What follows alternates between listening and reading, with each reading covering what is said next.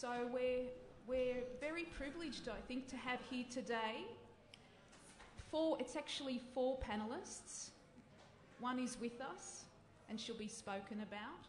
And it's actually wonderful that the breadth here covers the film industry and also the theatre world and performing arts. And also we've got an actress here as well, so we'll be covering all perspectives. A little bit about each panellist, and then we'll go on to a series of questions, and then I'm hoping to open it up to you guys. So I don't want to be experiencing a passive audience here. Interact with us, and I know you've got lots of questions that will be fueled by, our discussion. So we'll begin with Victoria Haralabidou. She's an associate resident writer at Griffin Theatre in Sydney, and she's come all the way from Sydney, which is fantastic.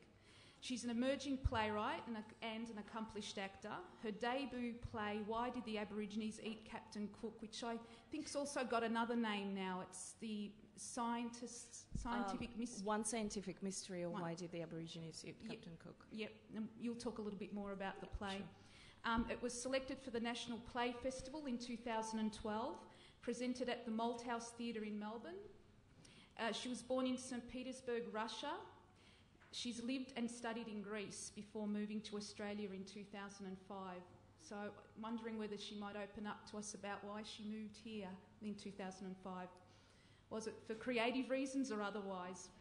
She debuted as the lead in Martin Scorsese's Brides, directed by Pandeli Vulgaris, and won the Best Actress Award at the Thessaloniki Film Festival in 2004. On the Australian stage, she has performed in Company B's production of Stuff Happens by David Hare, directed by Neil Armfield. Tes Lyssiotis.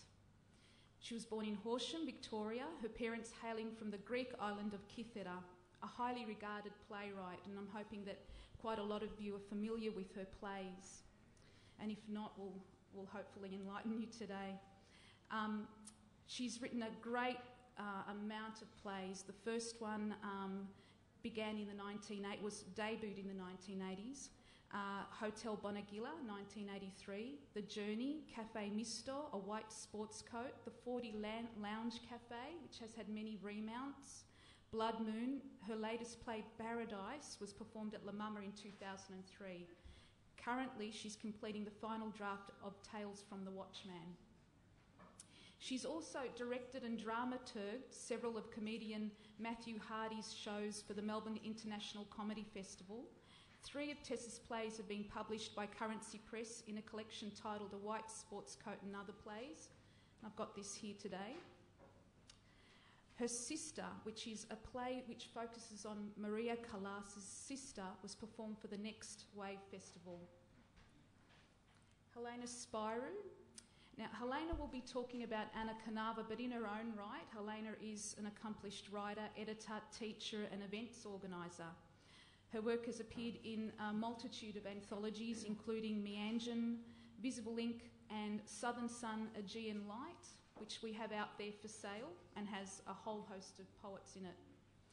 Since 1999, she's worked as a project artist with communities in Melbourne, including Saloni M, with artists and communities connected to the Mediterranean. She's worked at the Carlton Estates with residents there and numerous arts projects for the textile, clothing and footwear workers. She's performed her work at Melbourne venues, including for the Antipodes Festival 2012 at La Mama, Exonerating the Body, and at La Mama also the exploration series titled Tone, Silence, Speak, Speak. Anna Kannava. I'll introduce you to Anna, but we'll talk more about her as the session continues. And I was hoping we would have a projection of her up there, so I'm wanting at one point that we might be actually able to see her. So in 1974, at the age of 14, Anna Kannava migrated from Cyprus to Melbourne. In 1982, she completed a Bachelor of Education in Drama and Media at Deakin University, with further courses in the 80s and 90s in writing and directing. In the 1980s, she travelled to Cyprus, where she filmed 10 Years After, 10 Years Older. In the 1990s, she directed several plays and short films, including the AFI-nominated documentary The Butler. In 2002, she travelled to Paris and Cyprus and completed a novel called Stephanos of Limassol, which is due to be published later this year. Her first feature film, Dreams for Life, was released in Australia in 2005.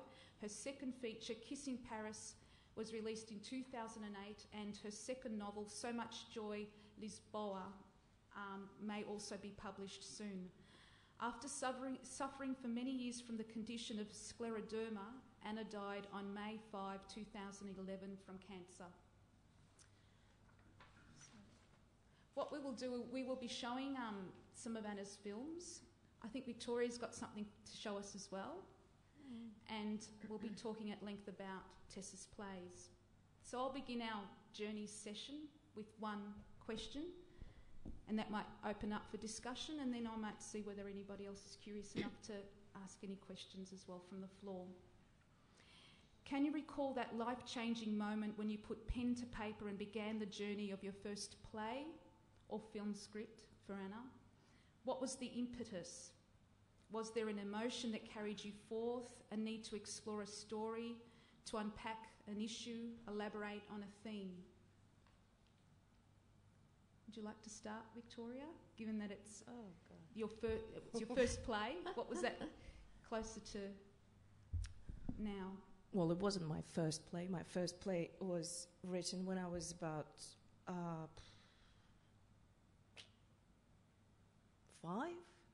Yeah. Yes, with I lost the, we lost it now. So no, it's true. It had a lot of singing and dancing and mythical creatures, as far as I can remember, and poetry. The play that I wrote and was presented is called One Scientific Mystery, or Why Did the Aborigines Eat Captain Cook? It's actually, when I remember when I first spoke about my play, and I asked a director whom I really highly regard, Neil Armfield, and Neil said, Victoria, but the title is a bit... And I was like, well, yeah, all right, but it's a very famous Russian song. And so he went, oh, well then. So I guess that what prompted me, I think that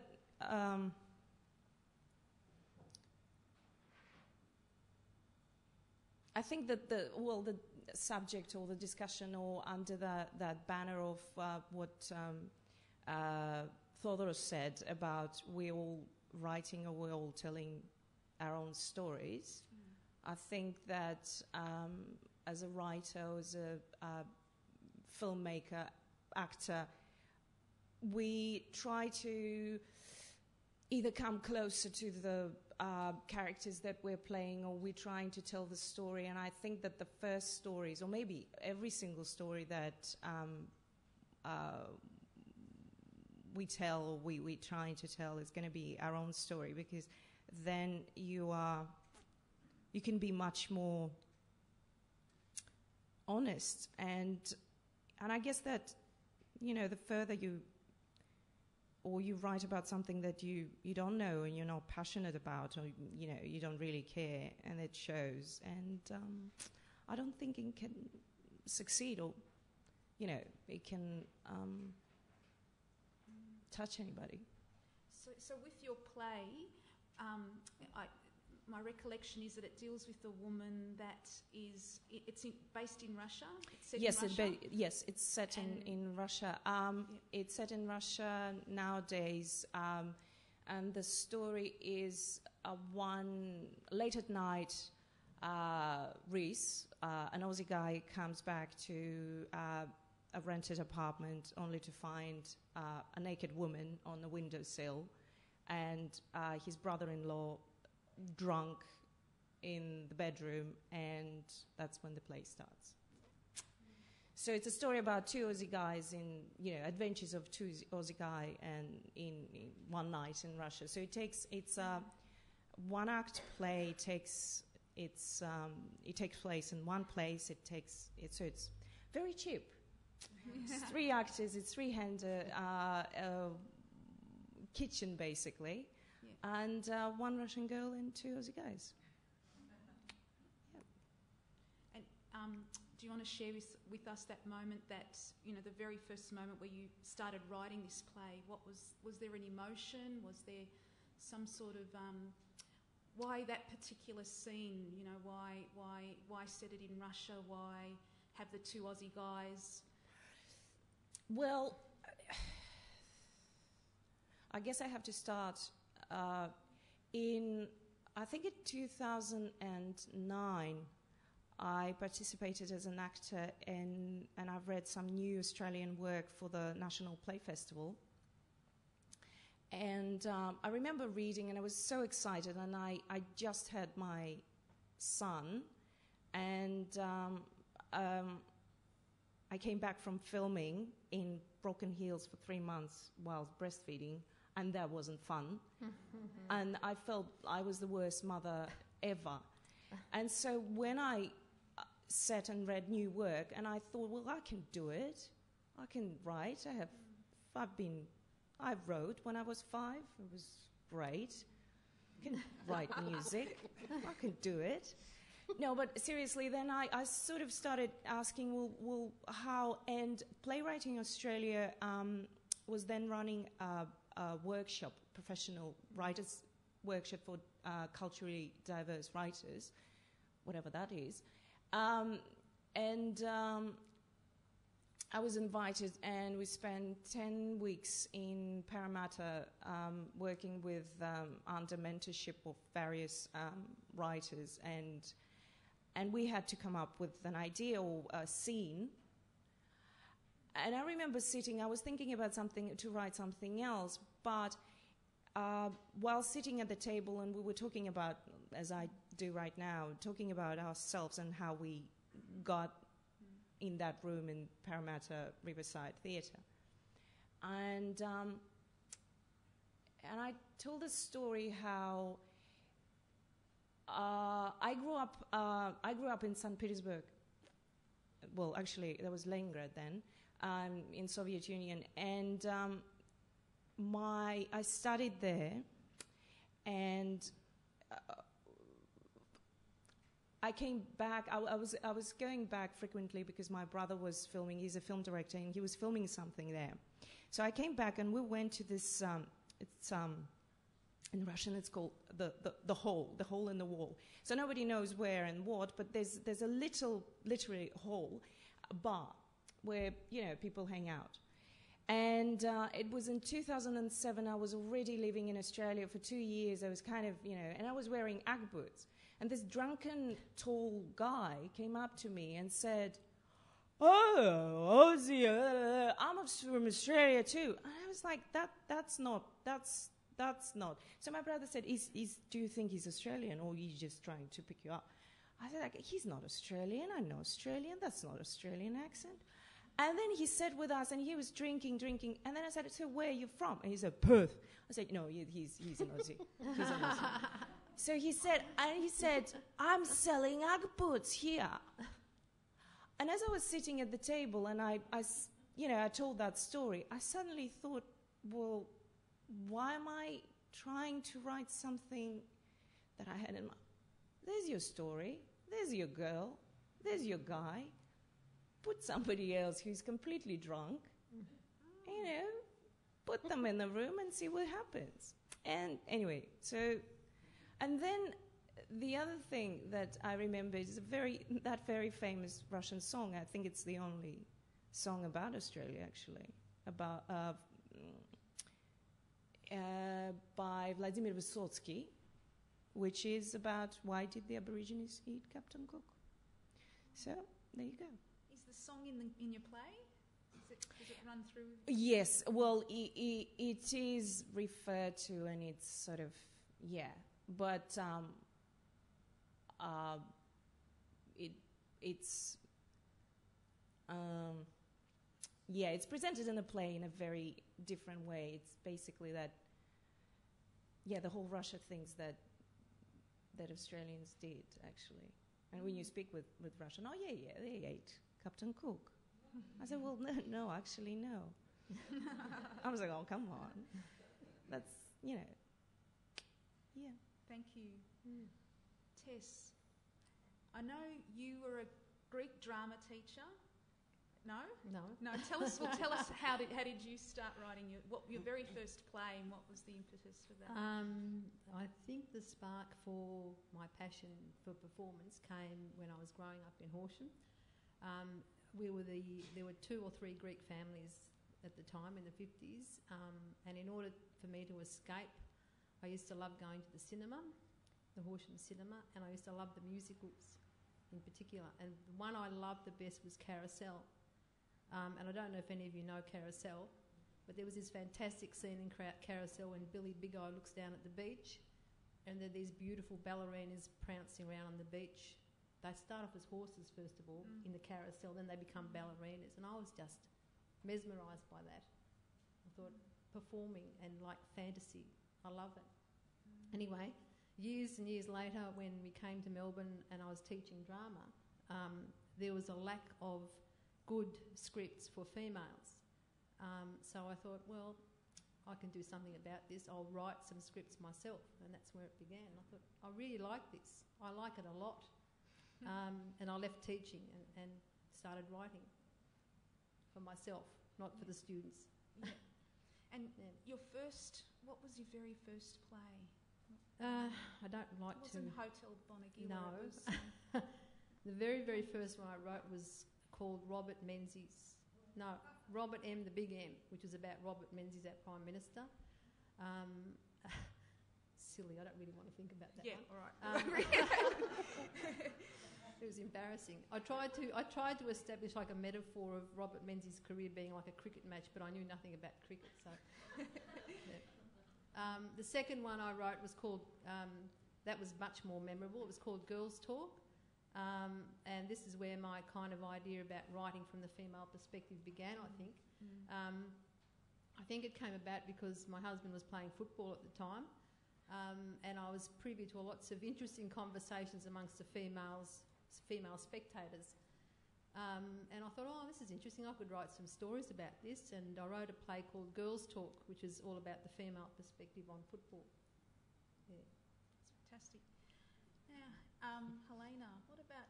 I know that you could talk more about your connection with Anna, and then, if you know what was her impetus, please share with us.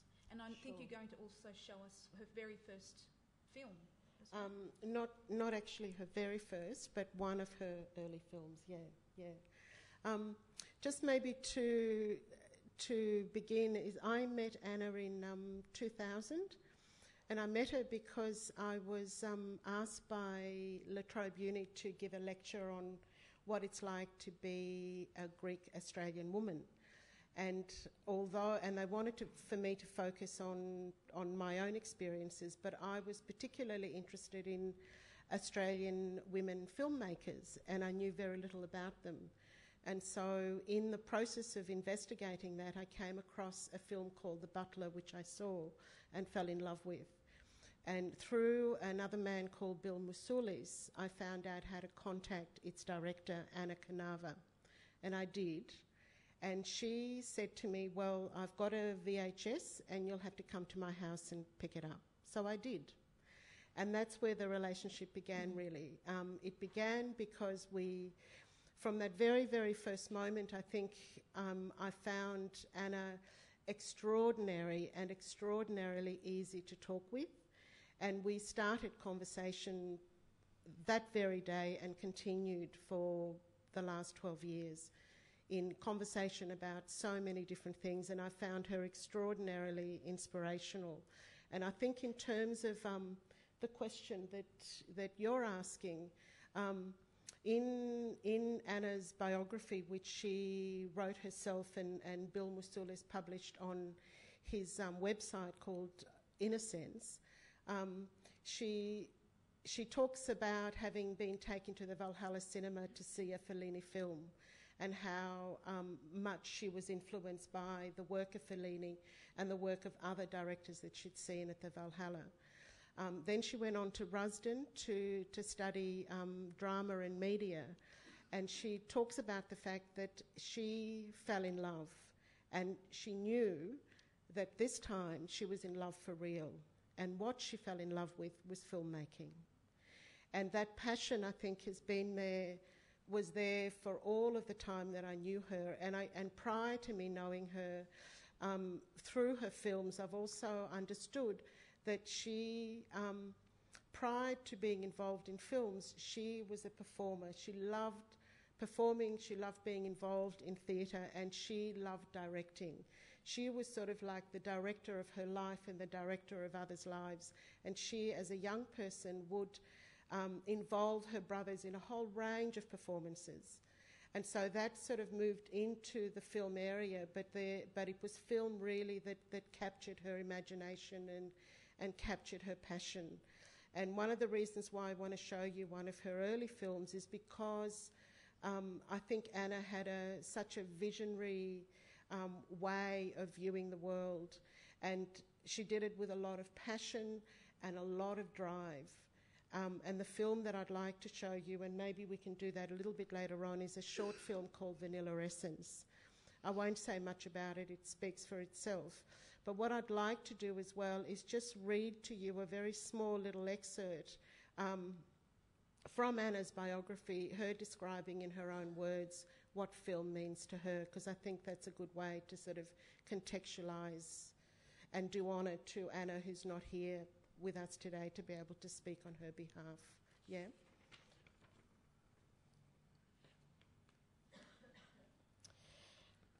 And it sort of really also is very telling in the sorts of films that she loved and in the films that she made. She says, "I'd much rather see a film which pushes the boundaries and takes risks, because even if it doesn't completely work, such a film is likely to liberate and illuminate me. My love for film stems from my love for all arts. Filmmaking comes the closest to incorporating all of the arts together. If the actors are not moving, then the camera does. Or just the fact that film consists of jumping from frame to frame, from shot to shot, to me is a dance. There is the rhythm of the shots and flow of the film from beginning to end. Another dance, a piece of music. Then there are the colours, textures, patterns, shades and light in each shot and frame, like in a painting or a photograph. I love the power of sound, the word and the theatrical aspects of film. Perhaps I see myself as a collage artist. I try to mix and clash all the different elements and styles within one film." Shall we?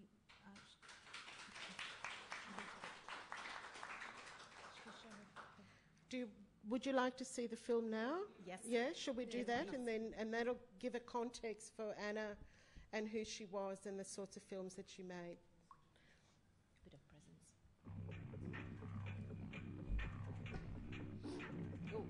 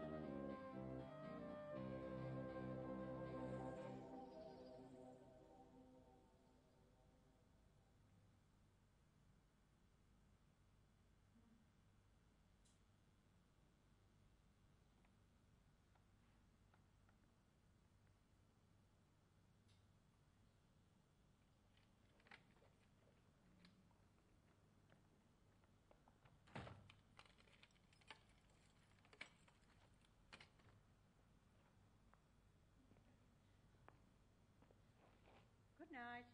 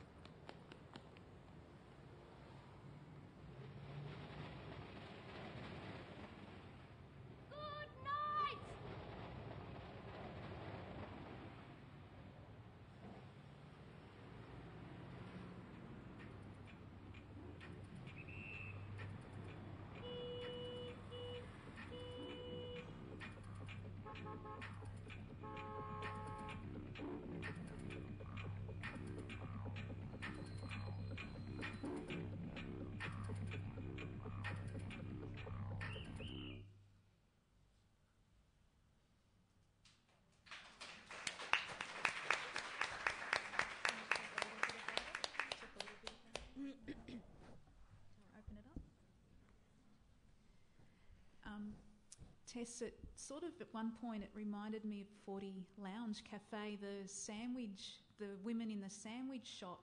Is anyone familiar with 40 Lounge Cafe, the play? Yes, there's someone nodding. Did it have any resonance with you at all? The women in the sandwich, I'm sure it was a takeaway shop, and they were selling sandwiches.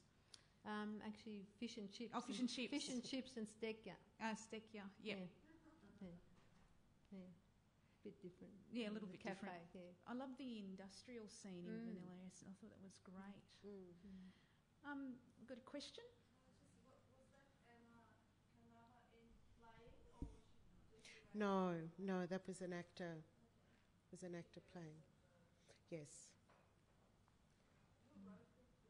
She did, yeah. She was a filmmaker, a scriptwriter. She was, for a lot of her work, she was an auteur director, but later on, as it was because she suffered from scleroderma, as it became harder for her to actually do her own camera work, she then used other cinematographers, or sometimes collaborated with other cinematographers in her films. She had a strong sense of humour in her films as well. Yeah, very much so. Has anyone got another question for the three women up here?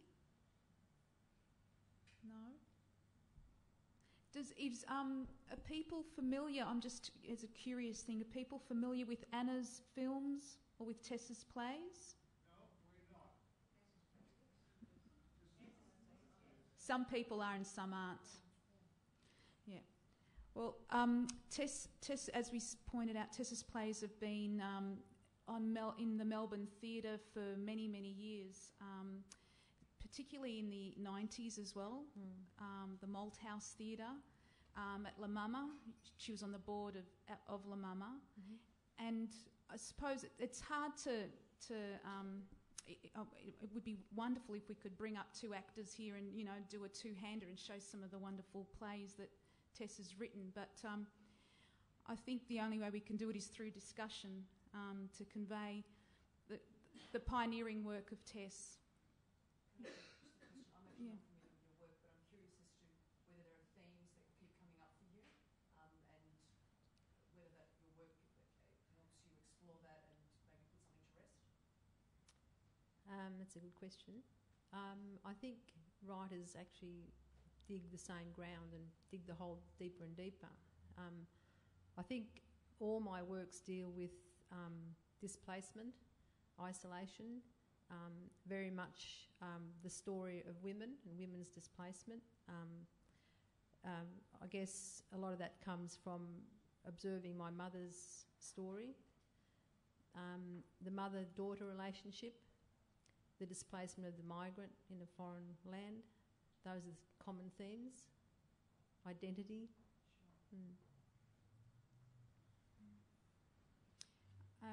A lot of emerging playwrights also, when they begin, when I began writing plays, which was in the early 90s, Liz Jones said to me, you have to know about Tess's plays. So there is this, knowledge within the playwriting industry, particularly in Australia, that Tess's work pioneered bilingualism on stage. So, the Greek language was, bravely, mingled with the English language and Gringlish on stage for the first time. Also, the migrant experience and diversity within diversity, unpacking the Australian identity. Sorry, there was a question. Yeah. Tess, as a female playwright and also coming from a migrant background, can you talk about any of the struggles that you had of breaking through the industry and Any, sorry? struggles Yeah. you may have had being a woman and also a woman from a migrant background, and how you overcame them? I think really I've been quite lucky because when I approached La Mama initially with my first play, Liz jumped at the chance because at that time there were not any plays about Greek migrants being shown, in the main stage, especially, accessible to Anglo, the Australians. And so she loved the idea of putting on a play that had bilingual text in it, and especially the idea of having a Greek director and Greek actors. So right throughout my career, I actually have been fortunate in terms of the theatre companies I've worked with. They've actually given me license in terms of the directors that I've worked with, who've had a lot of empathy with my work, but also I've been able to choose the actors that would work on the plays, because initially when I started working in theatre, I wanted control over the artistic vision of the piece, so I would direct the plays as well as cast the actors and be the producer and the rest of it. And then as my work gained more recognition and theatre companies actually commissioned my work, they allowed me the freedom to choose my own directors and actors, and that's quite a special thing. And that's where I took more of a back seat, watching someone else, allowing someone else to create a vision of my play, perhaps different to my own, but exciting, nonetheless. So it wasn't a huge struggle, really. Was that letting go process a difficult one? Yes. Yes, but it was also a pragmatic one, because I had 2 children at the time, and initially I was touring with my plays and being a bad mother and breastfeeding on the run and, doing all that. And I thought it was about time that I handed my pieces over to someone else who could bring a different vision to them. And initially it was very difficult. There was one particular production at the Playbox, Malthouse Theatre now. The director told me to leave because I kept butting in and saying, but that's not how I see it. He said, hang on, I'm the one who's directing it, you need to let go. So, yes, it was hard initially. Yes? I have a question for Helena. Still thinking about the film. I have a question about the film. It just seems that it's about a woman that's somehow trapped in a little sort of domestic world, and it takes the courage to step out. And I kept sort of thinking whether it was her there were language problems that were keeping her from stepping out, or whether it's just that she's so different to the world that surrounds her. There's just so much in the. Do you think that I think Anna had a sort of vision, or as to what it? I think it's a number of factors. I think it's sort of the film really deals with the sorts of themes that Tes sort of outlined earlier. But in terms of sort of being someone who speaks another language, someone who is in a new country. So in lots of ways, it was sort of really exploring a lot of those themes, but using a sort of like a humorous process. One of the other sort of directors and actors that Anna really loved was Charlie Chaplin, and so in lots of ways Vanilla Essence is sort of working with, sort of paying homage in lots of ways to Charlie Chaplin. So I think it's really addressing the same sorts of themes that Tes was outlining earlier in a different creative form. Was I correct? At first I thought the story was happening in sort of 1950s, and then later on it said that it was 1980s. Is that just me? Oh, no. It was the film was made in the 80s, and the story would have been in the 80s. Yeah.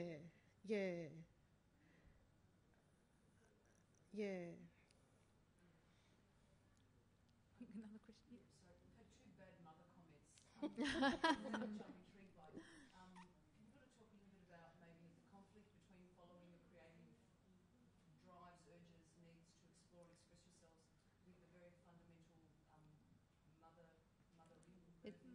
It's unfortunate that both happened at the same time.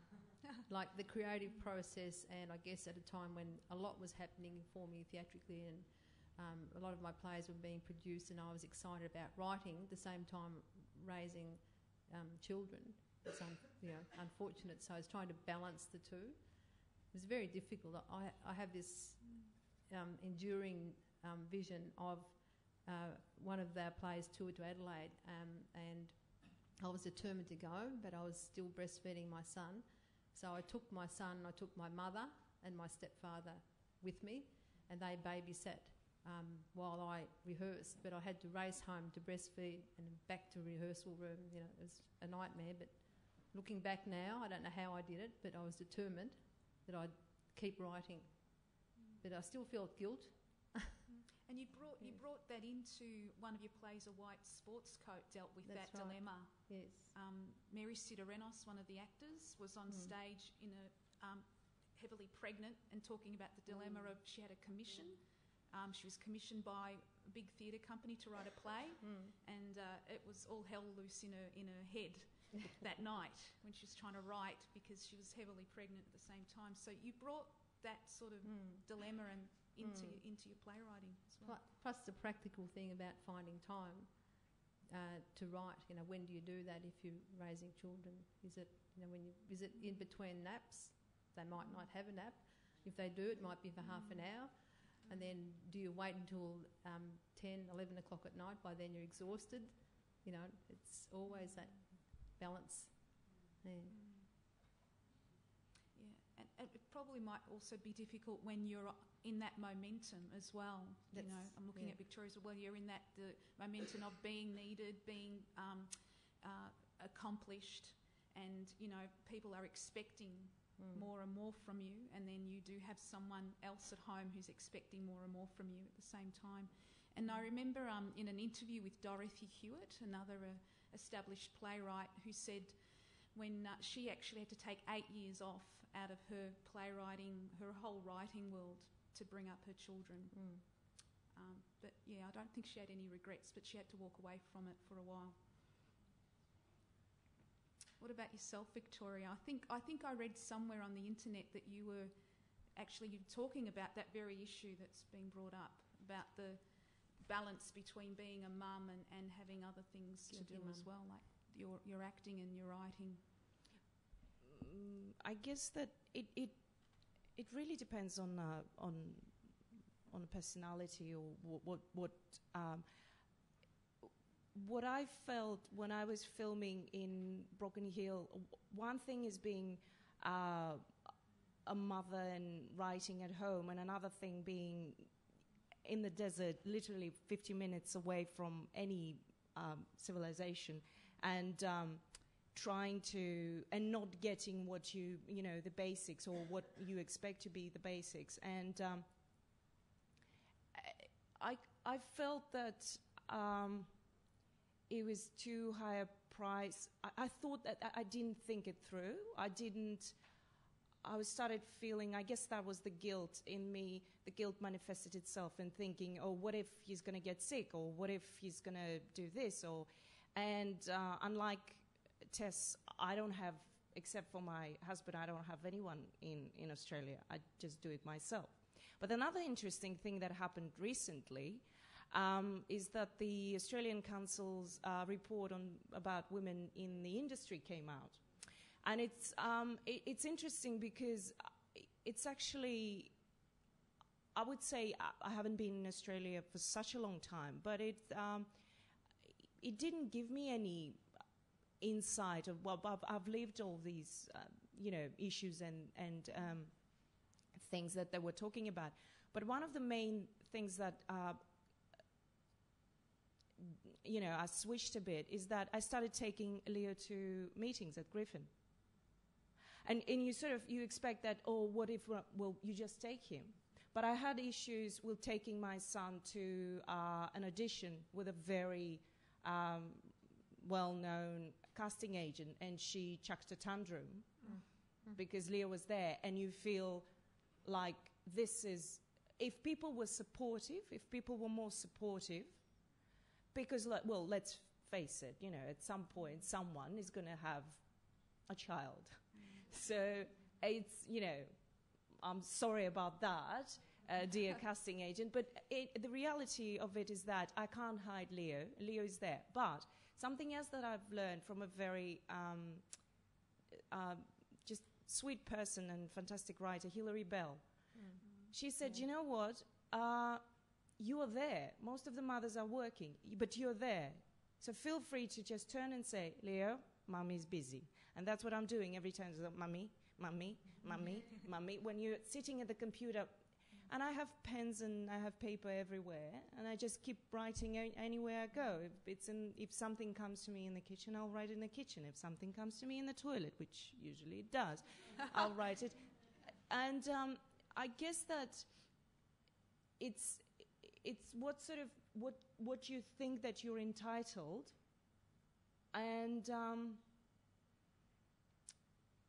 what you feel. It's I guess it's balancing that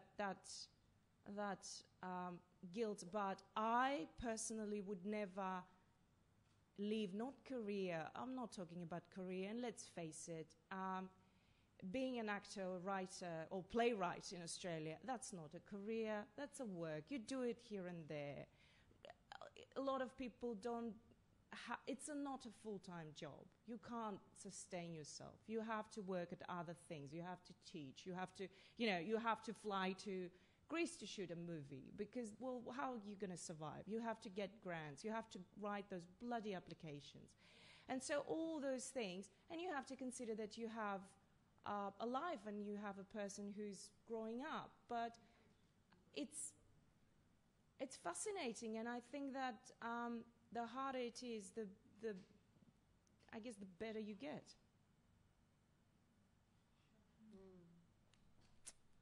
Fantastic. I think we've got time just for one more question. Is that right? Yep. Is that me? Yep, it's you, Helen. I just wanted to ask Victoria, because a lot of writers put their own life story into their work. They explore their own life stories, and we've seen so much, of the migrant story. Are you interested, Victoria, in putting some aspects of your own life into your work, or not? Because you've been new immigrant, and your experiences are totally different from the ones some people experience. Are you interested in putting more your life in your work? I feel that that's all I do. But you mean in terms of the immigrant story? I guess I'm trying to find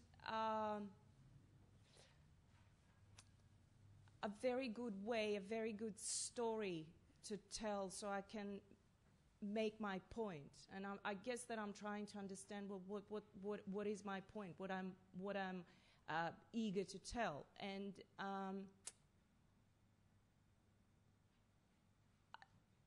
I'm trying to understand who I am. I'm trying to yes, because my Greekness comes from a different, well, not so different place than most of my co-panelists will experience. But my Greekness comes. My son is the 5th generation Greek that hasn't been born in Greece. So for me, that my Greekness comes from my grandparents, and Leo's Greekness will come from me, I suppose, and my story. So in a way, that's another thing that guides me through, and that's the reason that I would like to tell the story of my life, is because I feel that it's important to. I don't want to sound very sentimental, but it's a story that you would like to tell your son or your daughter, your children. It's a story that, but not in a didactic way. I try to keep my narrative very simple, very, very